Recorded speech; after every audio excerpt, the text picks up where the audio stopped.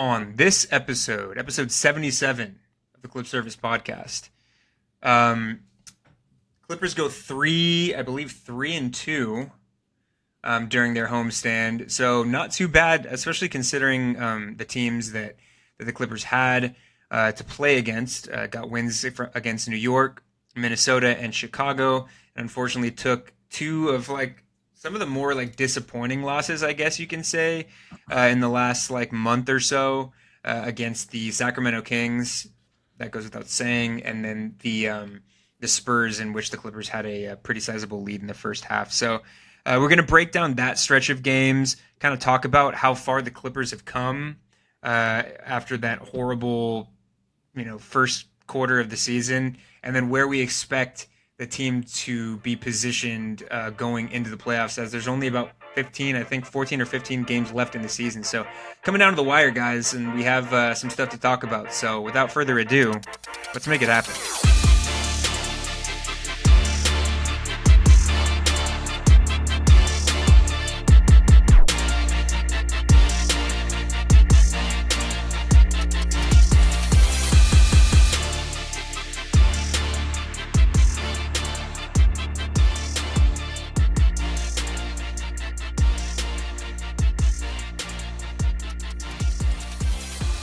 What is up, Clipper Nation? And welcome to the Clip Service podcast. Please make sure to find us on Spotify, Apple Podcasts, Deezer, Amazon Music, and YouTube. And you can also find us on Twitter and Instagram at Clip Service Pod. I'm Rolla. This is my co-host, Nick. Let's get right into it.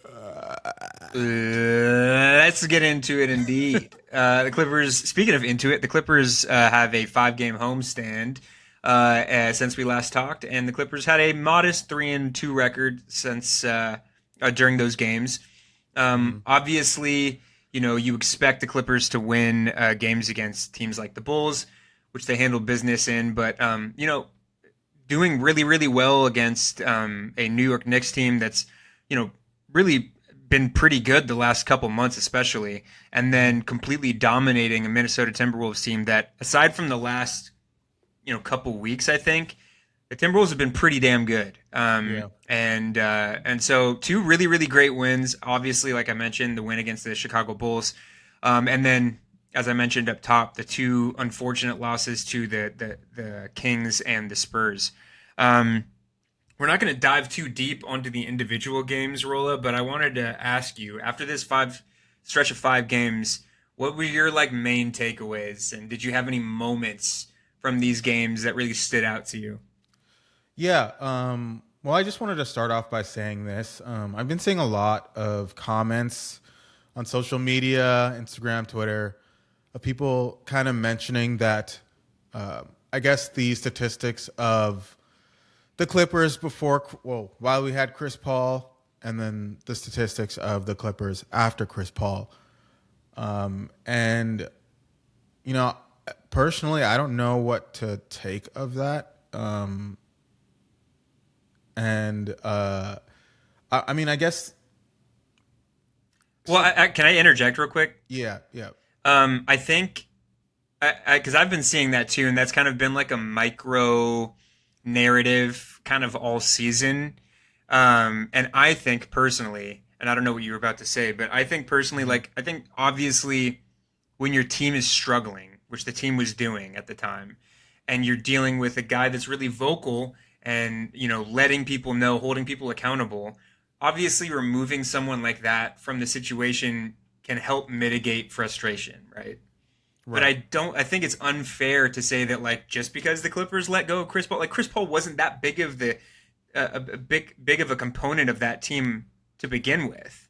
Mm-hmm. And so I just think it's doing Chris Paul a disservice, and it's doing also the effort that the Clippers have put forth since that moment. It's doing that a disservice. It wasn't as simple as just removing your bench point guard, 40-year-old bench point guard, from sending him home. It's not that, which makes it even more insulting, because it was literally as stupid as the Clippers forgetting to know how to play basketball.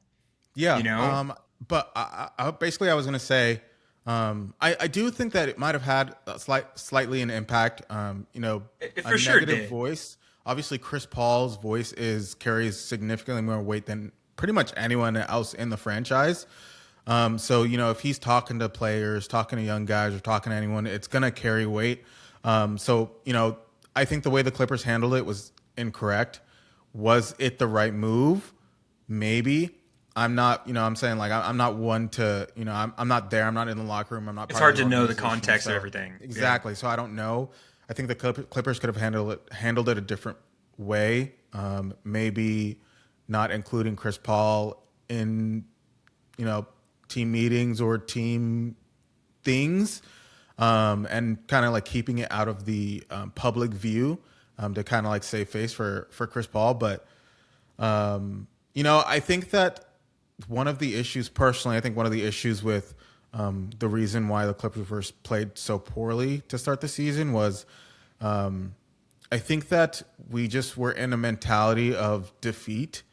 I think that once all the trades happened, the Clippers kind of like almost it feels like we've been playing a new brand of basketball, winning basketball, where people are like the players are motivated to actually win, whereas previously it felt like the Clippers were motivated to not lose, which kind of made them lose, and now we're like almost expecting to win every game, which is why I think we're going out and beating the Timberwolves and beating the Knicks and beating good teams, because we actually believe that we are not only one better, two, we have more energy, we have younger players, and we're able to move the ball. And Kawhi has been playing his heart out. So I think there's a lot of factors to why we've been so successful recently. But I think the biggest thing is just the change in mentality. Sorry, what were you gonna say?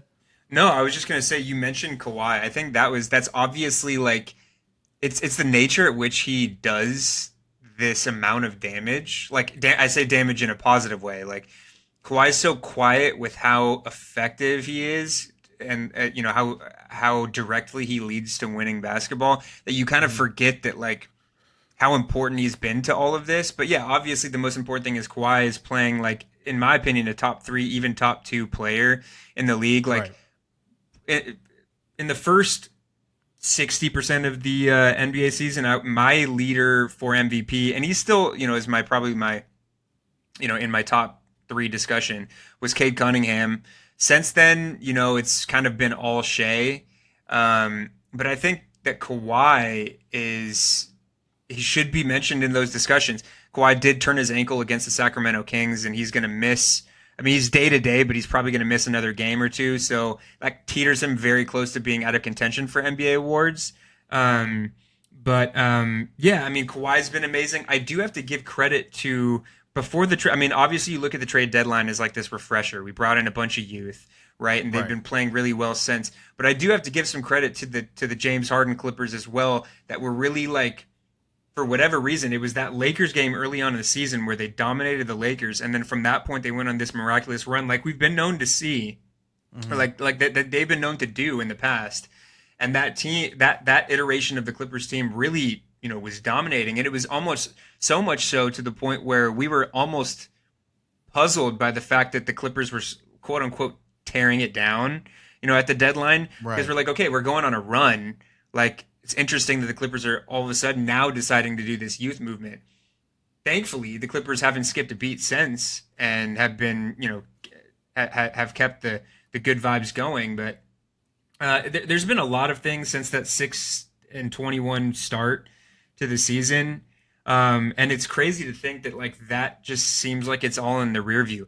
Obviously, in the grand scheme of things, being 500, being playing 500 basketball when you have Mm-hmm. the lofty expectations that the Clippers had going into the season, it doesn't sound like a victory. But when you look at everything, I mean, what a journey it's been this season. I mean, the aspiration thing, the Chris Paul thing, Mm-hmm. the start to the season, and then you had the trade deadline. Like, there's been so many different things that have made this season seem like it's literally been like it chopped up into five different parts, and Right. to be where the Clippers are at right now, where they currently stand, at total, so literally sitting at 534 and Mm-hmm. 34.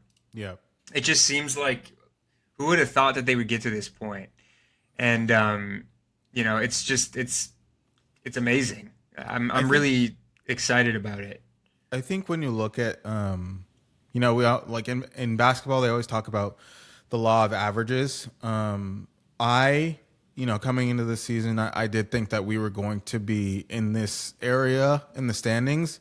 I think that, again, the law of averages. I mean, I didn't think that we were one of the worst teams in the league, but I also don't think that we are one of the best teams in the league. So I think that the start of our season was loaded with teams that like had the motivation to beat us. But I think towards the middle, towards the end of the season, we got our mojo going, like you mentioned, and we started to win games. But I think that had this been the same team from the start, I think that I guess downfall was going to happen at some point. Every team kind of goes on a losing streak at some point. I mean, when you look at, I'm just going to mention the Lakers for right now, but they went on a losing streak that Lakers fans were talking about. Basically, it was the end of the world. So I think that the Clippers are kind of where we're supposed to be at. It has been great that we've been going on a crazy run, and it's the timing is kind of perfect because we'll go into the playoffs like that ball rolling, and I think that it's going to be good for us at the end of the day. Do I think we're going to win the chip? No, but I Yeah. think that it'll win us a lot of close games. No, totally. And I think that I like that you touched on the fact that you don't think that the Clippers are necessarily or even close to being championship contenders, but I do think that with the next era of the Clippers, what I mean, Kawhi's under contract next year, but I mean, whether or not he gets traded this offseason or, past that year, if the Clippers decide to let him walk, you want to Mhm. go into this new era of Clipper basketball on a high note, and even just winning a first round series and showing your teeth as a young team. Yannick is out for the season, but he should be poised to maybe be the starting center Yeah, next season. hopefully. Like it goes a long way to show the NBA like we're still here, and like once Mhm. we get a couple more pieces filled into their roles and round out the edges. The Clippers still have a mid-level exception this offseason and stuff, so they can still do a variety of different things. That goes a long way, and I think that even a good first round series, if the Clippers win, if the Clippers lose, I think that means a lot. Mhm. Now that the Clippers have a direction, and then with Darius Garland playing the way he's playing, Ben Mathurin playing the way that he's playing, inefficient on some nights, but I've really overall liked what I've seen from Ben Mathurin. Like the Clippers have a foundation, and it's just really cool to see. Before we get into talking about what's to come, Rolla, I wanted to ask you just to finish out the recaps. Did you have one thing that you liked and one thing that you disliked from the overall, uh, you know, stretch of 5 games? Because I had a Um, couple. I wasn't prepared for this. Okay, let me go. Let me go first. I'll go Yeah, I'll first. let you go first. So I think as far as what I disliked, obviously, I don't know if you watched the Kings game and the Spurs game. Mhm. I didn't watch most of the Kings game, but I watched enough to see. When Kawhi Leonard went down, rolled his ankle, he was in a good amount of pain. And then just like losing to the Kings. I mean, there was a lot of chippiness. Russell Westbrook and Chris Dunn were going at it. Obviously, Russ plays a little bit harder when he's playing against his former teams. But it's like this is the worst. This is the worst, actual worst team in basketball. Like I don't care who you got out there. We should be able to win that game. And then the game against the Spurs, obviously on paper, when you look at Kawhi didn't play in that one, and obviously you look on paper a game where you don't have Kawhi playing against Wemby and the Spurs at pretty much full strength. You assume that's going to be a harder game to win. But the fact of the matter is the Clippers were up by 14 going into the second quarter. And I think in a span of like 7 minutes, it was like a 30-point turnaround, and the Clippers were down by like 20. So, like, I don't, you have to be able to handle business. Darius Garland had a couple big shots in the first half, but I believe he had 6 turnovers, which was the most that he's had since 2023. So just like a lot of like mental mistakes. Obviously, the Spurs don't go on a run like that unless the Clippers are doing their best to help them out. And that's kind of what happened. The Clippers did go on a late run um, in the game, sparked by like guys like Cam Christie and Isaiah Jackson and stuff like that, which was really cool Hmm. to see.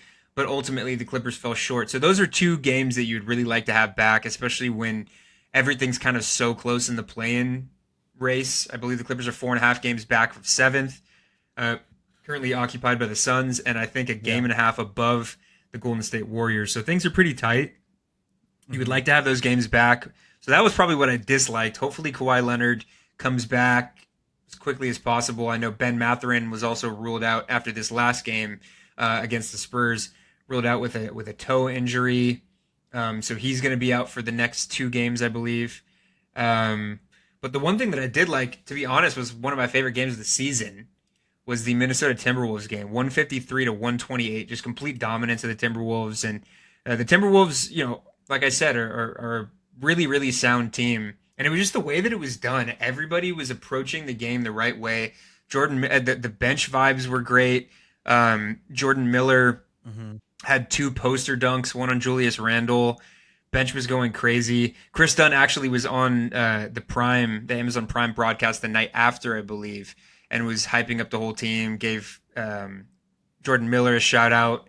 Hmm. Like the vibes were great after that game. So that was, like I said, one of my favorite games of the season. Just a resounding win against a really, really good team. But yeah, that was my like and dislike. Yeah. Really, did you have anything? I was gonna say same game. Yeah, same game. My like for the last couple games was that fight after the Timberwolves game. Um, I am, as a they say like fighting doesn't belong in sports or whatever, but I think that fighting does belong in sports. I think Oh, I fighting forgot shows about that that you fight, care. dude. Or that altercation, I Yeah, guess. I feel like I feel like fighting and arguments and high energy like shows that you care, Well, brings you a know high why it energy was too, to me, right? provides. Why was it? I So should know that. The Clippers two-way player Sean Padula, who looked great in the last like 3-4 minutes of the game, uh, made his first NBA Hmm. points. Hit a couple threes, got his first NBA points, and I believe it was Chris Dunn or someone Mm. was trying to grab the game ball for him, and Nas Reed didn't want any part of it. And so that's where the altercation was, which is just like strengthening. Like the vibes after that game were so good. Like just everything about it. Sorry, but continue what you're gonna say. Right. Um, yeah, basically what I was gonna say was I like seeing passion. I think that being in arguments, like I don't want to say fighting, but like throwing hands a little bit, getting scrappy shows that you care. It like almost allows the fans and the team to kind of rally behind you. Not if you're like a player that is just like looking for a fight, but a player that is like not afraid to back down. I think ever that becomes like a fan favorite type of player, Hmm. which is Chris Dunn for us this season. So like I said, I think that it shows that we care, and that's something that I like to see in a win where we take care of the Timberwolves. I mean, like go off, like flex your muscles, like that. That's something I like to see. And then on top of that, Kawhi with 45 points. Yeah, I he was was just amazing. mentioning that like fight came to my head because there was like a little bit of a meme where they like had the camera on Kawhi when the like fight started, and he was just Oh like, yeah. "Oh look, a Oh fight." look, a fight. It's so good. Yeah, yeah. That was a great game Um, overall. yeah, and then one thing I didn't like was us being handled by the Spurs yet again. I think that the Spurs are a potential matchup for us in the playoffs. They're probably going to be hopefully, most likely the matchup for us. And I just think that the way that they're beating us is very playoff like wins. And I don't know if we've even beaten them this season, but it just We feels like have. they're just kind of like putting us away, and that's something I'm fearful of when it comes to the playoffs. When we have to play against them at their highest motivation, at their highest feel. So that's probably my biggest. That's the biggest thing I disliked about the last couple games. Yeah, no, I agree, and I like the point that you brought up where because it's a playoff matchup, you take a little bit more umbrage in the fact that like we're getting, you know, getting beaten to shit, in some of these games by these Yeah. guys. The one thing that is interesting about that though, on that same vein, is that uh, when the playoffs start, these games, who knows? I mean, if we get matched up with the Spurs, which I am hoping for, I mean, hopefully it's not famous last words, but the playoff experience from the Clippers, I think, might change the even the playing field a little bit. Obviously Kawhi Leonard needs to be healthy, um, but I think that in a playoff setting, I think that I trust the Clippers to try and handle business and prevent losses like the ones that we saw yesterday against the Spurs, where the Clippers kind of take their foot off the gas and let like a young, energetic team, beat them. I mean, like in that game last night, it was pretty much all exclusively turnovers, and the Spurs handled us on the offensive glass, and they were stupid. Like it was just a lack of effort.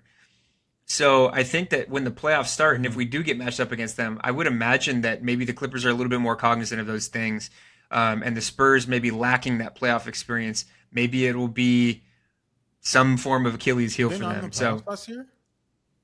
the Spurs, no, Yeah. Oh wow. I don't I didn't know believe that. so, unless I'm tripping. Yeah, I don't think they were. It Um, was No, they weren't because the Lakers were okay, second seed yeah, last year. um, but yeah, sorry. I think there's a little bit of a delay on our. I I Yeah, a think little that bit. I'm coming in a little late, but yeah, I mean that would be a playoff matchup that I would be looking forward to. We've said it before. You can't really game plan for Wembanyama, but I like the Hmm. idea of maybe letting him do what he does, and playing modest defense on him, or as good of single coverage defense as you can on him, and just making sure that you shut the other guys down, because those other guys, Stephon Castle, Devin Vassell, they were a Yeah. huge factor in the win for them last night. But yeah, that's pretty much all I got to say in terms of the last 5 games.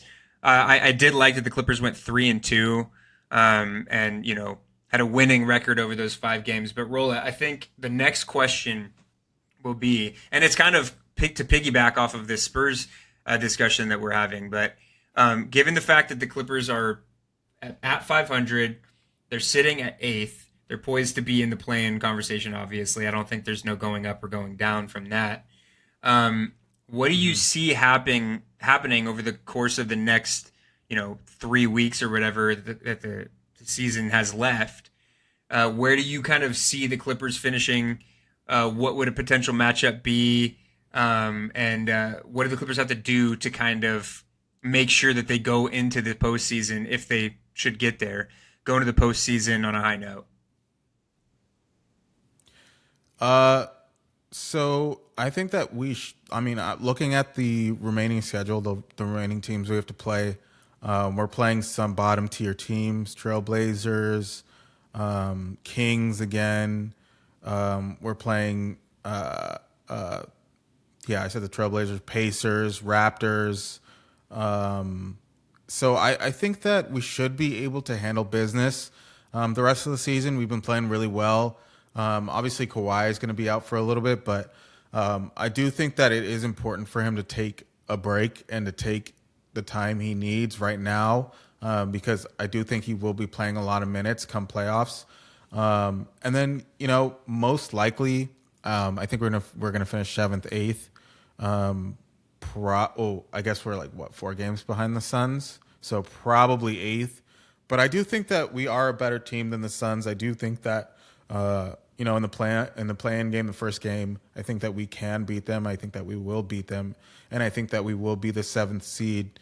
And I think that we will play the Spurs, which I feel like is such a big reason to why we need to, play well against them in the regular season to actually, kind of get that scouting report in real time, and like get that experience of like how to beat them. We have one more game against them, I believe, this season. So, I'll really be expecting us to come out hard, come out with the mentality of like this is a playoff game, like we need to win. This is a preview of a playoff matchup, and I think that is how the cookie's gonna crumble. Because in that play-in, the four teams in the play-in currently, I don't really see them any of the other teams up to our level, if I'm being real. But what about you? What do you think? Yeah, I agree with all of that. I think that it's probably going to be a matchup with the Suns in the play-in. What I'm really worried about is that the Nuggets, who have been sliding a little bit, are currently 2.5 games ahead of the Suns for seventh. I really want to avoid a Nuggets Clippers play-in spot where the Nuggets have home court advantage. If winner moves on to the seventh seed, that would be so Devastating. scary, and I really want to avoid that. I Can, really all can I Yeah, just go say ahead. something really quick? If the Nuggets slide to the seventh seed, we're pretty much finished. Because that Yeah, would mean that would mean, I mean, we already know how we are against the Nuggets. So that first matchup is going to be tough. Let's say we win the second matchup, we get the eighth seed, then we get OKC first round. That's not gonna be good. yeah, that would That's be not that gonna be good would for us. be catastrophic. It would allow the Clippers to get like the ultimate revenge tour in order, beat the Nuggets, then beat the Oklahoma City Thunder. But yeah, I think that the Clippers, just given what they have of who they have available, we don't have Yeah. Yannick for the rest of the season. Kawhi's a little bit banged up at the moment. Garland's coming off a toe injury. Ben Matherin's dealing with a toe thing right now. John Collins might have CTE at this point because he's had two different like head and neck injuries in the last month. Um, so the Clippers really need to do what they can to. I mean, obviously the cards are yeah, like everything is gonna fall as it may. Right. And if the Nuggets fall down to the play-in spot, then we can't do anything about that. But I would really hope that that doesn't happen. Hmm. But if the Clippers do match up against the Suns in a play-in game, I do think the Clippers will handle business. That's another team that the Clippers kind of had some bad blood with in the past. So Oh I yeah. think the Clippers are going to be playing for a little bit more. Um, the Suns are playing well right now. Obviously, Devin Booker's been playing at a really high level all season. They do have Jalen Green back. Hmm. Dylan Brooks is out for a little while longer, I think, and then he's coming back. Right. Um, but I do think the Clippers have the tools to be able to beat this Suns team and secure that seventh seed against most likely the Spurs, because I don't think the Spurs are going up or down based on the amount of games back and the amount of games Hmm. ahead. Um, but it's just in terms of like what needs to be done to get to that point. You touched on it, Rolla. Like the Clippers have a handful of games coming up to finish out the season that are really winnable games. Obviously, this one's always a mixed bag. But the Clippers tomorrow and the following day, back Hmm. to have a back to back against the New Orleans Pelicans on the road. The Pelicans have been the thorn in the side of the Clippers for whatever reason. The Pelicans have been the thorn in the Clippers side for years. So I'm expecting at least a 1-1 split. But if the Clippers can handle business against this New Orleans team that really they should be beating, that would go a long way.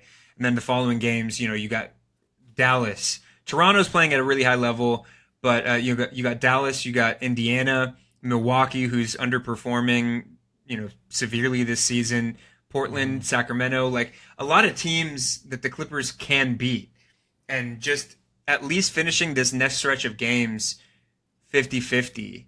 I think the Clippers should be able to retain their spot in the play-in and give themselves a chance to have a matchup with hopefully the Suns and move on. So, I mean, we talked about it a couple episodes ago. I have a matchup against the Spurs in the first round of the Oh, playoffs, and I have us advancing. So I you don't have know. us I advancing? think I believe. Let's see. Clippers will make it out of the play-in first round matchup against the Spurs. So I don't have any more than that. Okay. I don't. So we'll cross that bridge if Yeah, we get don't there. yeah, don't jinx it. Don't jinx it. Yeah, I'm not going to jinx it. But I mean, that would be the games against the Spurs. Obviously, that some of the outcomes haven't been to the Clippers' favor, but they've been really, really good. And I would Hmm. like, I would like to see, you know, hopefully I'm not speaking it into existence, but I would like to see what the Spurs team can do in a playoff setting too. And I think it would be a really um, competitive matchup. Obviously, Kawhi is a former Spur. There's a lot of like Hmm. things going on there. The French connection between Batum and Wembenyama. Batum has Oh, been Wemby's like mentor for years.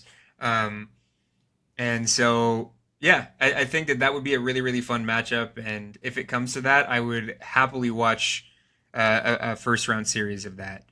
yeah. Rolla, did you have anything else you wanted to touch on before we close this one out? No, that's it for me. All right, guys. Well, yeah, a little bit shorter than usual, but we kind of covered what we needed to cover, and hopefully, we have a lot more, positive stuff to cover moving forward. I think we'll probably be getting to you guys the end of this upcoming or the end of this week. So we'll talk a little bit about the New Orleans game, the Dallas game, maybe the Milwaukee game, and all games that the Clippers should win. So if Hmm. the Clippers can keep the beat rolling Yeah. and build on this chemistry and stay healthy, more importantly, then I like what I'm seeing. But thank you guys so much for tuning in. This has been the Clip Service Pod. As Rolla said up top, you can watch us on YouTube, listen to us on Amazon Music, Apple Podcasts, Deezer, and Spotify. Get at us on Twitter and on Instagram at Clip Service Pod. Let us know what you guys think of the pod. Let us know what you guys maybe think about a possible first round matchup with the Spurs. We want to hear it all. Might have some giveaways coming, so stay tuned for that. It ain't no lip service. This has been the Clip Service. Rolla, tell the people what they want to hear. Let's go Clips. Let's go, Clips.